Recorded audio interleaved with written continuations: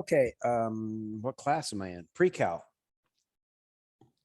Yeah, that's how messed up I am. Okay, so that's because I was probably just grading IM2 test right before that, so my mind was still there. So anyway, so here we go. We're going to be talking about arithmetic with matrices right now. It's pretty simple. In fact, I'm going to call adding and subtracting matrices stupid easy, meaning you got to be just about trying not to be able to get it because it's as easy as adding and subtracting. It really absolutely is. Now, multiplying, a little different. Okay, so you can see I'm given two matrices, A and B.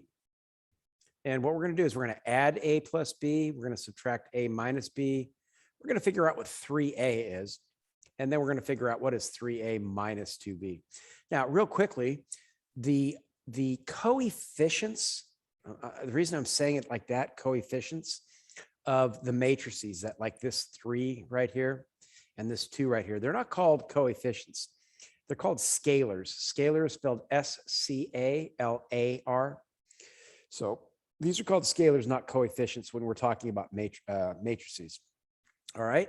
So, but here we go. Ready? You cannot add or subtract two matrices that do not have the same order. They must have the same order. Remember, order is the matrix word for size. So they have to be the same size. Okay. And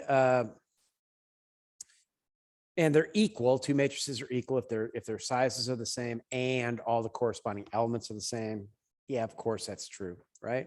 Meaning you had a 3 by 3 and another 3 by 3 and all the elements in each of them were the same. Yeah, of course those are equal matrices.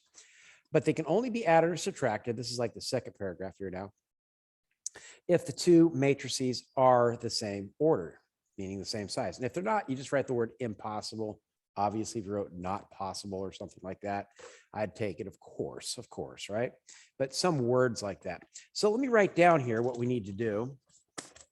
We need to, excuse me, we need to figure out what A plus B is, what A minus B is, what 3A is, and what 3A minus 2B is. All right, let's do each of these. Now watch how easy this is. This is just ridiculous. Come on. There. Oh, I just had it. There it is.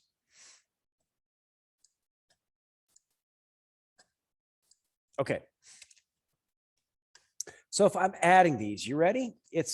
I almost in class, I'll do this, of course. I'd ask you, what do you think it would be? And what it is you just add the row 1, element 1 of one to row 1, element, row 1, column 1 of the other one. So 1 plus -2 is -1. -1 plus 0 is -1. 3 plus -5 is -2. Just so simple. Ridiculous. 0 plus -3 is -3. 6 plus 4 is 10. And 9 plus -7 would be 2. And that's it. Now, if we want to do A minus B, it's the same thing. It's like what you'd think. It would be 1 minus -2 would be 3.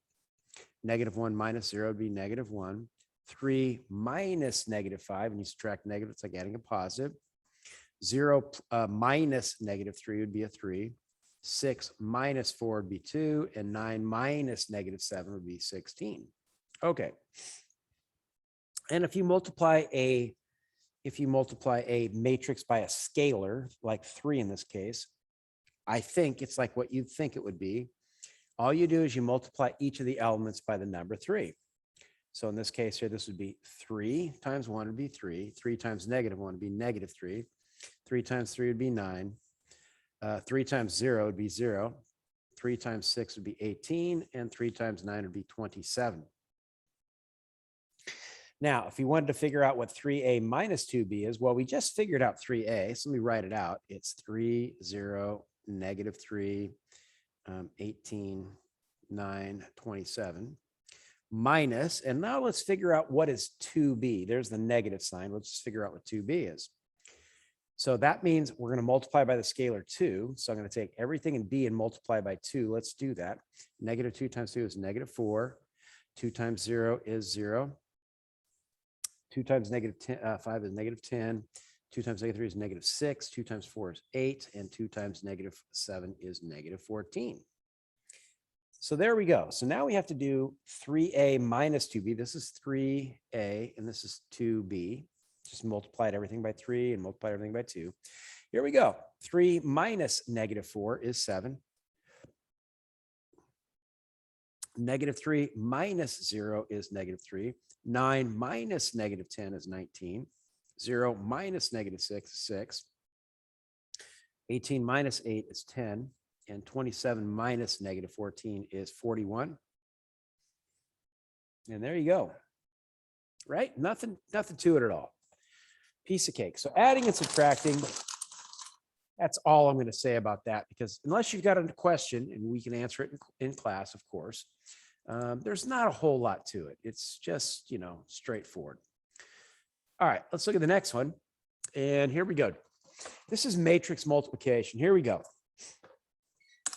Before we talk about what you do when you multiply two matrices together, we got to talk about if it's okay, if it's even possible. Remember, if they have to be the exact same size to add or subtract, which is order. Order is the word. But let's take a look at what the order needs to be for you to be able to multiply them. So it says here, two matrices can be multiplied together only if the number of columns of the first matrix, that is equal to the number of rows of the second. So the size, or order is the better word, of course, of the resulting matrix multiplication will be the rows of the first by the columns of the second. And you go like, holy smokes, Freund, can you explain that another way? I can. For instance, remember the size or order of a matrix is always given by rows first and column. So the first matrix is a 3 by 3, means 3 rows, 3 columns. This is the second matrix is 3 rows, 1 column.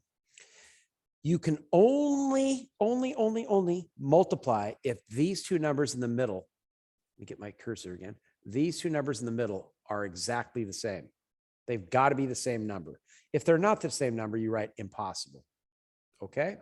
So again, the number of columns of the first must equal the number of rows of the second.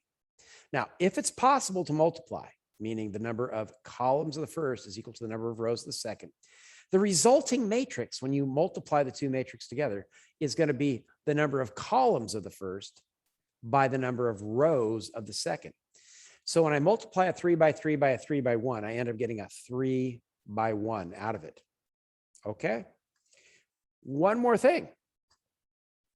Please note that A times B does not equal B times A when we're talking about matrix multiplication, meaning matrix multiplication is not commutative. You cannot change the order and get the same answer. You can't do it. It's not okay. Okay? So just saying, B times A and A times B are very, very, very different operations. So make sure you pay attention to that. So we're in a different universe, a different realm, the realm of matrices. And so that is not allowable, okay, to be able to say, oh, 2 times 3, 3 times 2, same thing. Yes, it is. But in terms of matrices, this is not true. Okay, next. I said, be my guest to read what it tells you how to multiply two matrices together on page 556. However, I have always found, if I try to explain it, kind of like these words above, students get very, very confused until I show an example. So I think what I'll do is I'll just show you how to multiply. Let me go to the next one. How to multiply these two matrices together. And we're going to multiply A times B. Now, before we can multiply A times B, we have to see, is it even possible? Is it even possible to do it? Well, let's find out. What is the order for matrix A? It is 3 rows and 3 columns. So it's a 3 by 3. Matrix B is 3 rows and 2 columns. So it's a 3 by 2 matrix. And I look and I say, hey, the middle two here, right? The number of columns of the first and the number of rows in the second are exactly the same. So it is possible. This is going to work. I'm going to be able to do this. Therefore, it is feasible. What's going to be the resulting size? The resulting size or order of the matrix when I multiply these together, it's going to be the number of columns of the first by the number of rows of the second. So it's going to be a 3 by 2. When I multiply these two together, this 3 by 3 by this 3 by 2, I end up getting a 3 by 2 out of it. Okay. All right. Let's take a look at that. We're going to multiply these two together.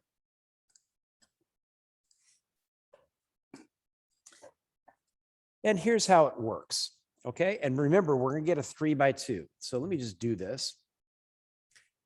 I'll just make a 3 by 2, and I'm going to have like, oh, it has three rows and 2 columns when I multiply these together, we said, all right? So I have to find these 6 elements here. You ready? Here's how to do it. What you do to find this one is you multiply this first row by this first column. Remember, this is A times B. That's very different than B times A. So that's going to be, I'm going to multiply this row by this column. And here's how you do it. You say 0 times 2 plus -1 times 4. Remember, we're doing this row by this column. So I do 0 times 2 plus -1 times 4 plus 2 times 1. This row by this column. 2 times 1 would be 2, of course. Now let's add those up. And I get 0 times 2 is 0. -1 times 4 is -4. 2 times 1 is 2. 0 minus 4 plus 2 is -2. That means this one here is -2. Now to find this one, I'm going to multiply row 1 by column 2. This first row by this column here. So let's do that.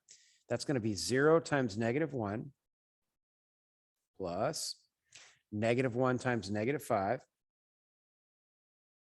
plus 2 times 6. And what I'm getting is I'm getting 0 times -1 is 0, -1 times -5 is 5, 2 times 6 is 12. So 0 plus 5 plus 12 is 17. There we go. Okay. Now to do this, find this element, which is row 1, column, row 2, column 1. We're going to multiply row 2 by column 1. Row 2, column 1, and that's row 2, column 1. So here we go. This is going to be this row by this column. So that's going to be 6 times 2 plus that's going to be 0 times 4 plus that's going to be 3 times 1, which comes out to be 12 times 12 plus 0 plus 3, which is 15. Let me put it in. Okay, next. For row 2, column 2, I got to multiply row 2 by column 2. 2, 2. Here we go. That's going to be 6 times -1 plus 0 times -5 plus 3. What am I doing up there? It is 3 times 6. All right. So that's going to be -6 plus 0 plus 18, which is 12. Let me back it up maybe a little bit so you can see it. Or maybe I can do it over here. Let me just do it over here, I think is what I'll do. Now, to find row 3, column 1, I'm going to have to multiply row 3 times column 1. Here we go. Excuse me. That's going to be 7 times 2. I'm just going to write 14 if that's okay. -1 times 4. I'm just going to write plus -4 plus 8 times 1, which is just 8. That's going to be 14 minus 4 is 10, and 10 plus 8 is 18. And now to find this one, which is row 3, column 2, I'm going to multiply row 3 by column 2. Here we go. That's going to be 7 times -1 is -7. -1 times -5 is +5. And 8 times 6 is 48. -7 plus 5 is -2. And -2 plus 48 is 46. All done. All done. Okay. So that's multiplying of matrices. Let's do one more of those. Let's take a look. And we're going to multiply these two matrices together. You can hit pause. I'm going to go on and just do it on this piece of paper.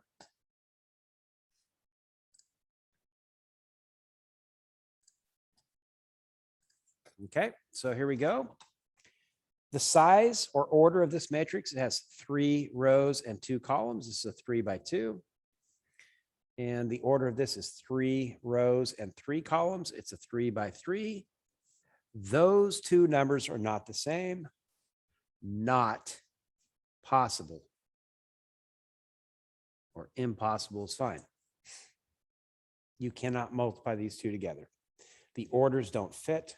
It doesn't work. It's like asking you to do what is 3 times red. It doesn't make any sense. So there's that one. Next, make sure I'm still recording here. Make sure I didn't screw it up. Yep. Okay. Oh, yeah.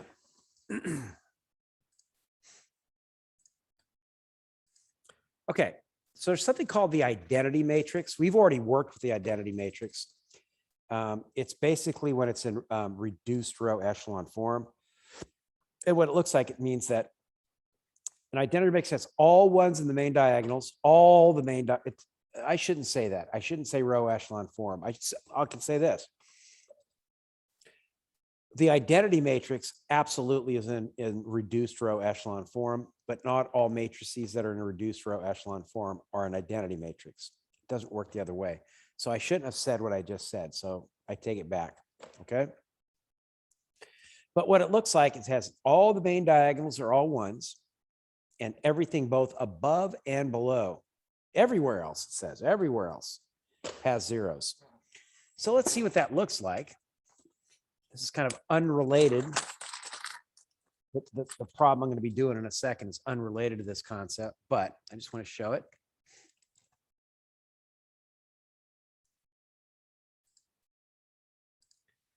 So what they're showing me is, see all the dots? What that's saying is, hey, go ahead and make the matrix any size you want to. It really doesn't matter. You can extend it as far as you want this way, as far as you want that way, just as long as everything in the main diagonal is all ones and everything else is ones. Okay, excuse me, everything else is zeros, my bad. Okay, so that's it. That's the identity matrix. We're going to walk away from it, and holy smokes, I think it's the next section. Holy smokes, are we going to be working with the identity matrix like crazy, like, crazy. Yep. Finding the inverse of a matrix. Yep. We're going to be using the identity matrix quite a bit there. So that's it. That's the definition of it though. But oddly, they just tell you what it is and they walk away. That's fine. I'll talk about it again because I'm going to have to. All right. That's the next problem. It's there. So don't write that. Let me show you. All right, here we go. So here's number 74. I think it's a homework problem. It says the number of calories burned by individuals. They're playing basketball, jumping rope, lifting weight. And these numbers represent the amount of calories that are burned by each person. That when I say each person, I mean a 130-pound person and a 155-pound person. It's the number of calories that are burned per hour. That's an important thing to know, per hour. So you can see, for instance, here, I'll just do all of them. 130-pound person burns 472 calories per hour playing basketball, 590 calories jumping rope. By the way, I could have a lot to say about jumping rope, but I will leave it alone. And 177 calories per hour lifting weights. And then a person that's 155 pounds, you can see they're burning more calories per hour doing those same 3 activities. All right. It says a 130-pound person and a 155-pound person, they play basketball for 2 hours. And after they get done playing basketball, they jump rope for 15 minutes. And then they lift weights for a half an hour. And it says, make matrix B that organizes those times spent. And then at the end, we're going to do B times A. So we're going to call B this matrix right here. Let's do that now. So I did it this way. I said you spend 2 hours playing basketball, 15 minutes jumping rope. And that's why I said by hour, that's an important number to know. So 15 minutes represents a quarter of an hour, and then 30 minutes lifting weights. So 30 minutes is a half of an hour. So that's going to be matrix B. Now, if we do B times A, let me back it up a little bit. B times A is going to be equal to, well, let's see what the size of B is. B is a 1 row, 3 columns. So it's a 1 by 3. And matrix A has 3 rows, 3 rows and 2 columns. So it's a 3 by 2. So you can see the 2 numbers in the middle are the same. So I'm going to be able to do B times A. And the resulting matrix is going to be a 1 by 2. What's a 1 by 2? It's 1 row and 2 columns. So we're just going to fill in those 2 things. Here we go. If we multiply those, we do, remember it's B times A.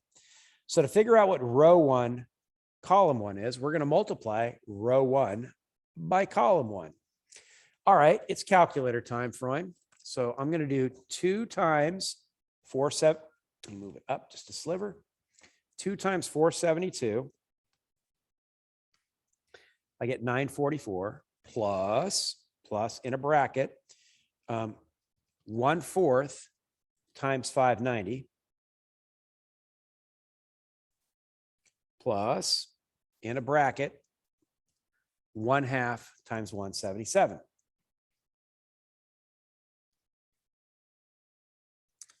And this comes out to be 1,180. And that represents the number of calories burned by the 130-pound person, right? That's the number of calories burned, 1180. That's what that number represents. By the way, you wouldn't use a matrix for this, but I'm just saying that's where we are going to, right? You just multiply these together and add them. You wouldn't set up a matrix. But anyway, let's do it though. So now to figure out what row 1, column 2 is, we're going to multiply row 1 by column 2. Here we go. 2 times 563 plus in a bracket, 1/4 times 704 plus in a bracket, 1/2 times 211.